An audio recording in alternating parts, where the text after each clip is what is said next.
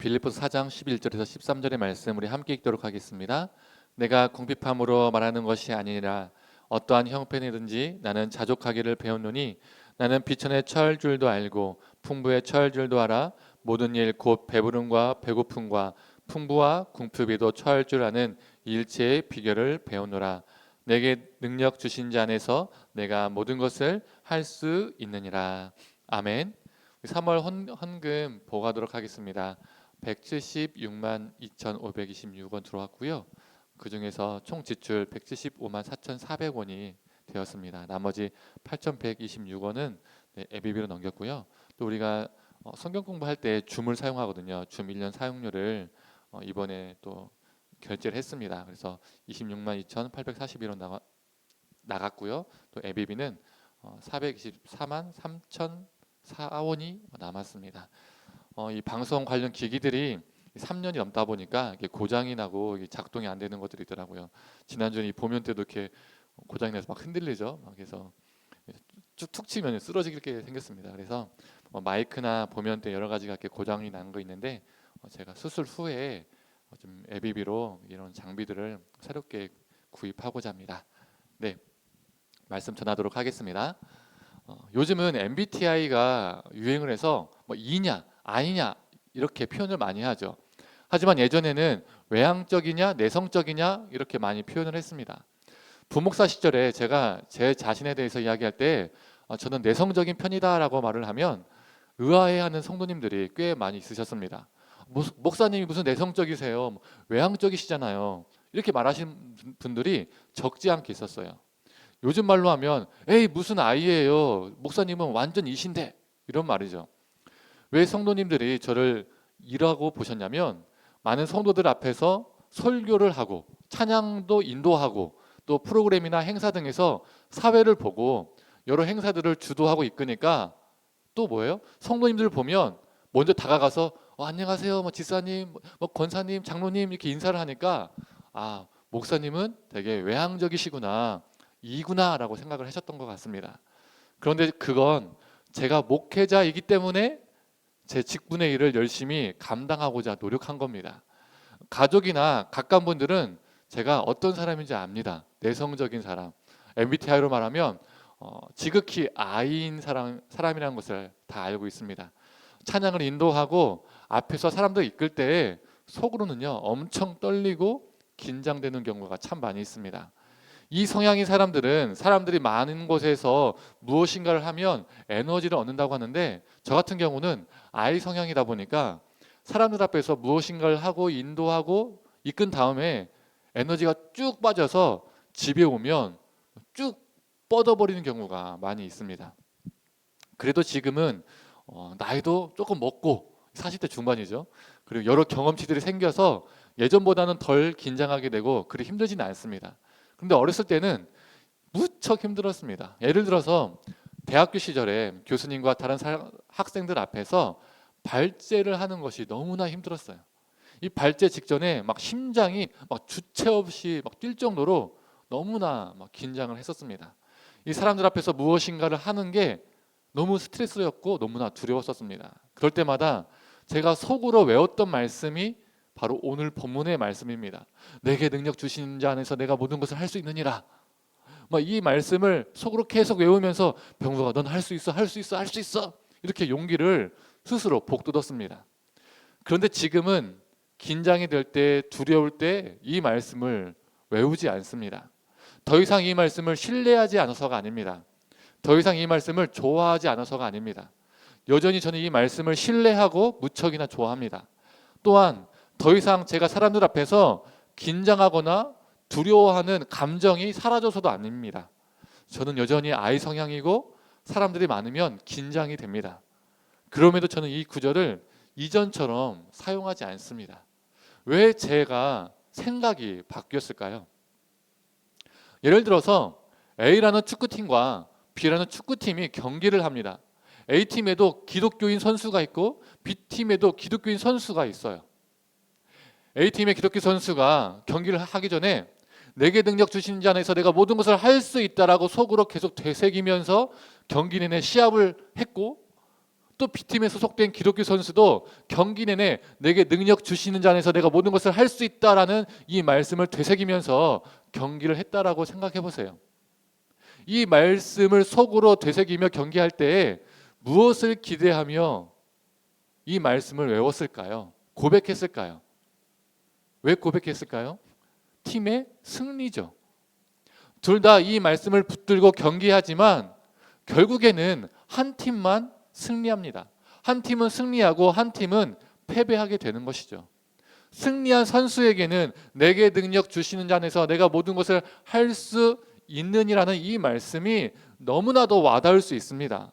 하나님이 내게 능력을 주셔서 내가 이 경기에서 좋은 플레이를 할 수 있었고 승리할 수 있었어.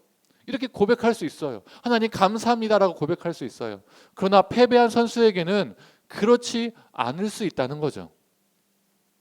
성도님들, 하나님이 패배한 선수에게는 능력을 주시지 않은 걸까요?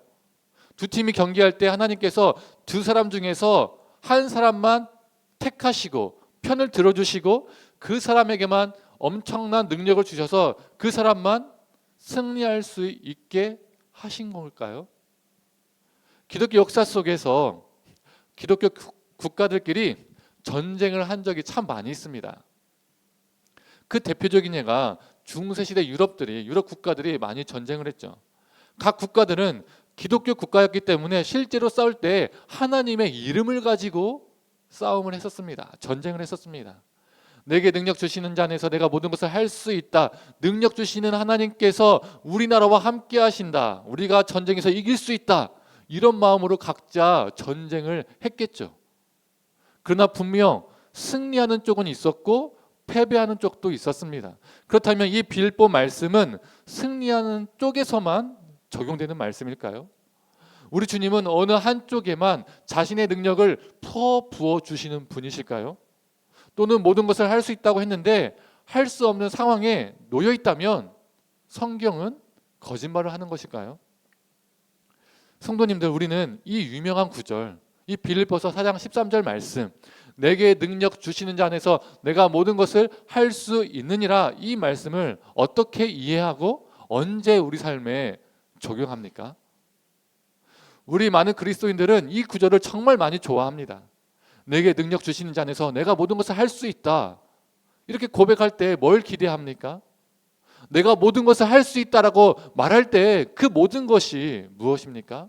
내가 소망하는 모든 것, 내가 기대하고 있는 모든 것, 내가 이루길 원하는 모든 것, 내가 잘하길 바라는 모든 것, 내가 잘 되길 바라는 모든 것, 내가 도전하고 있는 모든 것, 이런 것이죠. 그래서 수능이든 취업이든 승진이든 내가 큰 시험을 치를 때, 내가 어떤 목표를 위해서 무엇인가 도전할 때 내가 능력 주시는 자 안에서 모든 것을 할 수 있다, 이렇게 겉으로든 속으로든 외우잖아요. 고백하잖아요. 어떤 능력치가 필요할 때 최고의 능력을 기대하며 이 말씀을 우리 삶에 적용하는 경우가 참 많이 있습니다. 그렇지 않습니까? 저도 대학교 시절에 정말 이 말씀을 정말 많이 외우고 다녔습니다. 앞에서 이야기했지만 내성적이니까 사람들 앞에서 무엇인가를 하는 게 너무나 긴장이 되는 거예요. 발제 직전에 너무나 떨리는 거예요. 그때 이 말씀을 외웁니다. 왜요? 발제를 담대하게 잘할 수 있기를 바라는 마음으로, 최고의 능력치로 발제를 잘하길 바라는 마음으로 이 말씀을 외웠어요. 할 수 있다라는 이 긍정적인 말이 우리 마음에 확 와닿잖아요. 그것도 몇 개를 할 수 있는 것이 아니라 모든 것을 할 수 있다라고 말하고 있잖아요. 이 경쟁 시대 사회 속에서 정말 필요한 말씀처럼 우리에게 다가오죠. 성도님들, 이 빌립보서 4장 13절은 나는 할 수 있다, 너도 할 수 있다, 우리는 할 수 있다, 이런 식의 긍정적인 사고를 가르치는 말씀일까요? 우리의 바람, 우리의 기대, 심지어 우리의 욕망을 위해서 이 말씀을 우리가 이용하고 있지는 않을까요? 바울은 왜 이런 말을 했을까요? 빌립보서는 바울이 빌립보 교회를 향해서 쓴 편지입니다. 빌립보 교회는 바울이 2차 전도 여행 중에 세운 교회이죠. 빌립보 교회와 이 바울의 관계는요, 남달랐습니다. 대부분의 초대교회들은 이 바울의 사도성을요, 의심했어요. 인정하지 않았습니다. 심지어 바울이 세운 이 교회들조차도 이 바울의 사도성을 의심했었습니다. 그래서 바울 서신을 보면 초반부터 바울이 자신의 사도성을 강조하는 글이 처음부터 서론부터 시작해요. 이 바울 서신들의 1장 1절부터 한번 보세요. 계속 바울이 자신의 사도성을요 상당히 강조합니다. 그런데 빌립보서를 보면 다른 서신들과 달리 사도성을 강조하는 뉘앙스와 그런 내용이요 안 나와요. 즉 바울의 사도성을 인정하고 있는 교회라는 겁니다. 그래서 바울이 빌립보 교회를 향해서 편지를 쓸 때 자신의 사도성을요 강조할 필요가 없었던 거예요. 또한 빌립보 교회는 바울을 후원하는 교회였습니다. 바울이 어려운 가운데 있을 때 외면하지 않고 물심양면으로 그를 도왔던 교회였습니다. 빌립보서는 옥중서신으로 분류가 되죠. 즉 바울이 감옥에 있을 때 기록한 편지입니다. 바울이 감옥에 갇혀 있을 때도 바울을 도운 교회가 바로 빌립보 교회였습니다. 이처럼 바울과 빌립보 교회는요 정말 좋은 관계를 가지고 있었어요. 바울은 자신을 후원하고 도운 빌립보 교회에게 감사함을 표현하고 그들에게 신앙의 권면을 하기 위해서 쓴 편지가 바로 빌립보서입니다. 바울은 빌립보 성도들에게 내게 능력 주시는 자 안에서 내가 모든 것을 할 수 있다라고 고백합니다. 이 말씀을 우리가 제대로 이해하기 위해서는 바로 앞절인 11절과 12절의 말씀의 그 연속성을 가지고 봐야 합니다. 11절과 12절의 말씀이 바울이 말한 모든 것이 무엇인지 우리에게 말해주고 있기 때문입니다. 우리 11절과 12절 함께 읽어보도록 하겠습니다. 내가 궁핍함으로 말하는 것이 아니라 어떠한 형편이든지 나는 자족하기를 배웠노니 나는 비천에 처할 줄도 알고 풍부에 처할 줄도 알아 모든 일 곧 배부름과 배고픔과 풍부와 궁핍해도 처할 줄을 아는 일체의 비결을 배웠노라. 내게 능력 주시는 자 안에서 내가 모든 것을 할 수 있다라고 말할 때 그 모든 것에는 무엇이 포함되어 있는 거죠? 배부름과 풍부함만 있는 것이 아니라 비천함, 배고픔, 궁핍함도 포함되어 있습니다. 우리 인간이 피하고 싶은, 마주하고 싶지 않은 것들도 포함되어 있습니다. 내게 능력 주시는 자 안에서 내가 시험을 잘 치를 수 있습니다. 내게 능력 주시는 자 안에서 내가 시합에서 이길 수가 있습니다. 내게 능력 주시는 자 안에서 내가 합격할 수 있습니다. 승진하고 사업이 잘 될 수 있습니다. 능력의 주님이 나에게 능력을 주시기 때문에 내가 많은 사람들 앞에서도 담대하게 발표를 할 수 있습니다. 이런 게 아니라는 거예요. 내가 모든 것을 할 수 있다는 말씀이 영어 성경으로는 I can do everything입니다. I can do it. I can do everything. 이 말만 들어도요 우리 안에 긍정적인 회로가 막 돌아가잖아요. 그러나 성경 말씀과 우리의 긍정적인 사고 그리고 우리의 욕망이 버무려져 있는 게 아닙니다. 내게 능력 주시는 자 안에서 내가 기꺼이 비천함도 처할 수 있다는 겁니다. 내게 능력 주신 자와 함께라면 내가 배고픔도 겪을 수 있다는 거예요. 능력의 주님과 함께 내가 기꺼이 궁핍함도 거할 수 있다라는 고백이 바로 이 고백이라는 겁니다. 히브리서 11장의 말씀입니다. 여자들은 자기의 죽은 자들을 부활로 받아들이기도 하며 또 어떤 이들은 더 좋은 부활을 얻고자 하여 심한 고문을 받되 구차히 풀려나기를 원하지 아니하였으며 또 어떤 이들은 조롱과 채찍질 뿐 아니라 결박과 옥에 갇히는 시련도 받았으며 돌로 치는 것과 톱으로 켜는 것과 시험과 칼로 죽임을 당하고 양과 염소의 가죽을 입고 유리하여 궁핍과 환난과 학대를 받았으니 이런 사람들은 세상에 감당하지 못하느니라. 그들이 광야와 산과 동굴과 토굴에 유리하였느니라. 내게 능력 주시는 자 안에서 내가 무엇인가를 도전하고 이루고 얻는 것이 아니라 믿음의 조상들은 내게 능력 주시는 자 안에서 심한 고문을 받되 구차히 풀려나기를 원치 아니하고 조롱과 채찍을 받고 옥에 갇히고 돌에 맞고 톱으로 잘리고 칼로 죽임을 당하고 초라한 옷을 입고 광야와 산과 토굴에 유리하고 궁핍과 환난과 학대를 받았습니다. 그러나 성도님들, 우리는 내게 능력을 주시는 주님을 생각할 때 무엇을 우리 마음에 그립니까? 능력의 최고치. 하나님이 내게 최고의 능력을 더해 주셔서 그 최고치를 발휘하는 상황을 떠올리죠. 그래서 지금보다 더 나은 상황, 내가 바라는 것이 이루어지는 상황, 내가 도전을 해서 그것을 얻는 상황, 성취하는 상황, 내가 갖고 싶은 것을 얻는 상황, 이런 것을 떠올리죠. 즉 풍부와 배불름만 떠올리는 경우가 있습니다. 내가 모든 것을 할 수 있다고 할 때 실패하는 상황을 떠올리지는 않잖아요. 성도님들, 우리가 지금까지 쉽게 고백했던 것처럼 내게 능력 주시는 자 안에서 내가 모든 것을 정말 할 수 있으신가요? 풍부할 때 말고도 기꺼이 비천함에도 뛰어들 수 있으십니까? 배부를 때 말고도 배고픔과 궁핍함에 기꺼이 받아들이실 수 있으신가요? 쉽지 않습니다. 내게 능력 주시는 자 안에서 내가 풍부할 수는 있고 주님이 내게 능력만 주시면 내가 배부를 수는 있는데 그 반대 상황은 달갑지 않습니다. 또한 풍부하고 배부를 때는 무엇이든지 할 수 있을 것 같은데 그 반대 상황에서는 아닐 때가 많죠. 앞에서 언급했던 것처럼 빌립보서는 옥중 서신입니다. 감옥에서 쓴 편지예요. 바울은 자신이 자유롭게 돌아다닐 수 있고 쾌적한 환경에서 쓴 것이 아니라 풍부하고 배부를 때 이 글을 쓴 것이 아니라 옥에 갇혀있는 열악한 환경에서 이 편지를 썼습니다. 즉 비천함, 궁핍함, 배고픔과 같은 상황 속에서 바울은 내게 능력 주시는 자 안에서 내가 모든 것을 할 수 있다라고 고백했습니다. 인간적으로만 생각하면 감옥에서 그가 할 수 있는 게 뭐가 있겠어요? 없죠. 그런데 어떻게 그는 이런 고백을 할 수 있었을까요? 바울이 말하는 모든 것을 할 수 있다라는 말은 다르게 표현하면 모든 것에 자족할 수 있다라는 말과 같습니다. 11절에 바울은 어떠한 형편에서든지 나는 자족하기를 배웠노라라고 고백합니다.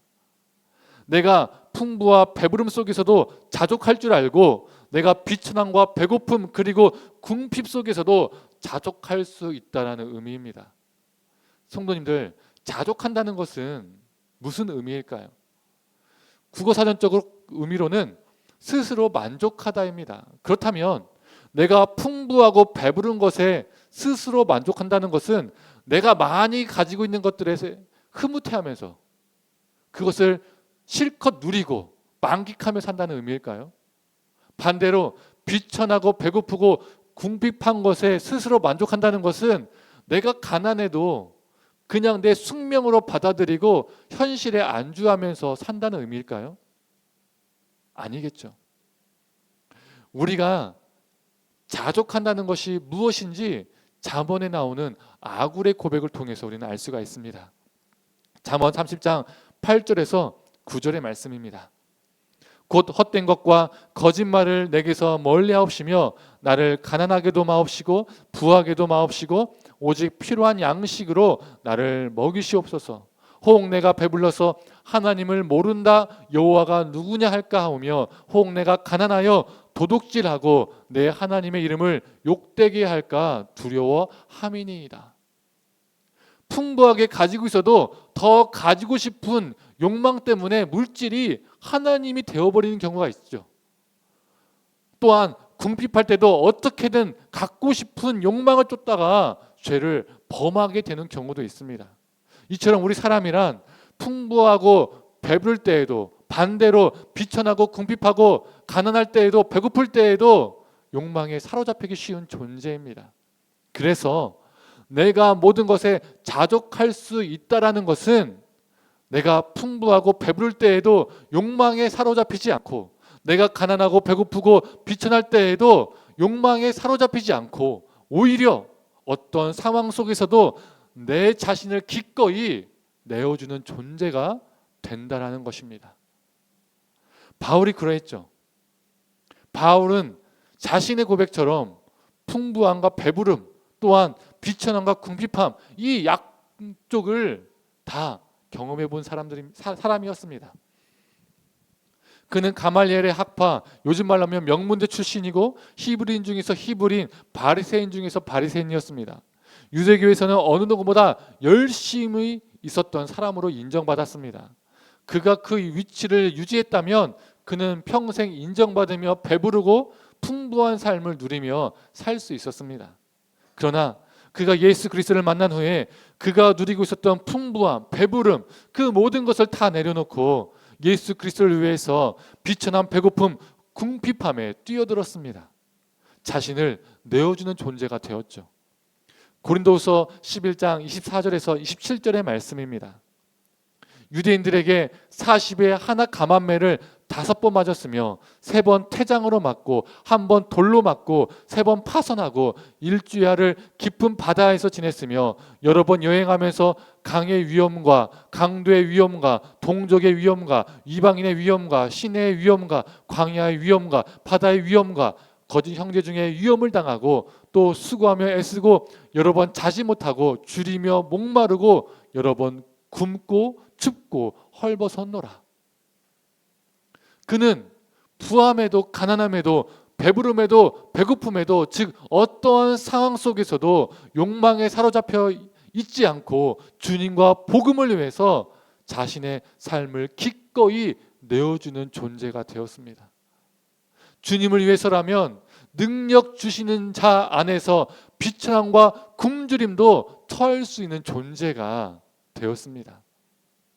성도님들, 이 바울의 진실된 고백과 삶이 우리의 고백과 삶이 되기를 원합니다. 오늘 본문 말씀을 주님이 내게 능력을 주시면 내가 바라고 기대하고 그 원하는 모든 것들을 이룰 수 있다. 내가 얻고 싶은 것을 그 모든 것을 얻을 수 있다. 이렇게 적용하는 것이 아니라 어떠한 상황 속에서도 욕망에 사로잡히지 않고 그 모든 것에 감사하며 어떤 상황 속에서도 우리 자신을 기꺼이 내어주는 존재가 될 수 있다라고 고백하는 저와 성도님들 되기를 간절히 소망합니다. 이제 말씀을 정리하겠습니다. 내게 능력 주신 자 안에서 내가 모든 것을 할 수 있느니라. 이 말씀 속에서 내게 능력 주시는 자 바로 누구십니까? 바로 우리 예수님이시죠. 우리 예수님은 하나님의 아들이시기에 어느 누구보다 부유하고 어떠한 존재보다 풍부하고 높으신 분이십니다. 더 정확히 말하면 절대적인 풍부함이며 절대적인 부유함이십니다. 그러나 신화에 나오는 잡신들처럼 욕망에 사로잡히신 신이 아니십니다. 자신의 풍부함과 부유함으로 인간을 부리고 협박하는 존재가 아닙니다. 욕망을 누리는 존재가 아닙니다. 오히려 이 세상을 불쌍히 여기시고 회복시키시고 구원하시기 위해서 하나님의 본체시나 하나님과 동등됨을 취하지 아니하시고 비천한 종의 형체로 오셨습니다. 인간이 되셔서 굶주리시고 궁핍한 삶을 겪으셨습니다. 그 인간의 삶으로 들어오셨습니다. 심지어 자기를 낮추고 죽기까지 복종하심으로써 십자가에 죽으셨습니다. 즉 자신을 내어주셨습니다. 알고 보면 빌립보서 4장 13절에 참 모델은 바울이 아니라 우리 예수님이시죠. 바울은 예수님의 삶을 따라 산 것뿐입니다. 우리 주 예수님께서 먼저 이 땅에서 그렇게 사셨기 때문에 바울은 내게 능력 주시는 주님 안에서 내가 모든 것을 할 수 있다라고 고백할 수 있었습니다. 주님이 내게 능력을 주시기 때문에 나도 그 길을 따라가 살 수 있다라고 바울은 고백한 것이죠. 그래서 내게 능력 주시는 자 안에서 내가 모든 것을 할 수 있다라는 이 말씀은 내가 바라고 원하는 그 모든 것을 이루는 것으로 향하는 것이 아니라 내 자신을 예수님처럼 내어주는 것으로 향합니다. 성도님들, 오늘 본문 말씀을 가지고 우리의 바람, 기대, 심지어 우리의 욕망을 위해서 I can do it, I can do everything 이러한 긍정적 회로를 돌리는 것이 아니라 십자가의 회로를 돌리는 우리가 되기를 원합니다. 우리 각자의 상황은 다 다릅니다. 우리가 어떤 사람보다 상대적으로 부할 수 있고 배부를 수 있습니다. 반대로 어떤 사람보다 상대적으로 궁핍하고 굶주릴 수도 있습니다. 그러나 우리가 어떤 상황에 있든 욕망에 사로잡히는 자가 아니라 모든 상황 속에서 우리 예수님처럼 기꺼이 우리 자신을 내어주는 존재가 되기를 원합니다. 이러한 우리 삶을 통해서 생명과 구원의 역사가 넘쳐나기를 간절히 축원합니다. 이것이 우리가 진정으로 외쳐야 할 I can do everything, 내가 모든 것을 할 수 있다라는 고백입니다. 이 시간 함께 찬양하고 기도하도록 하겠습니다.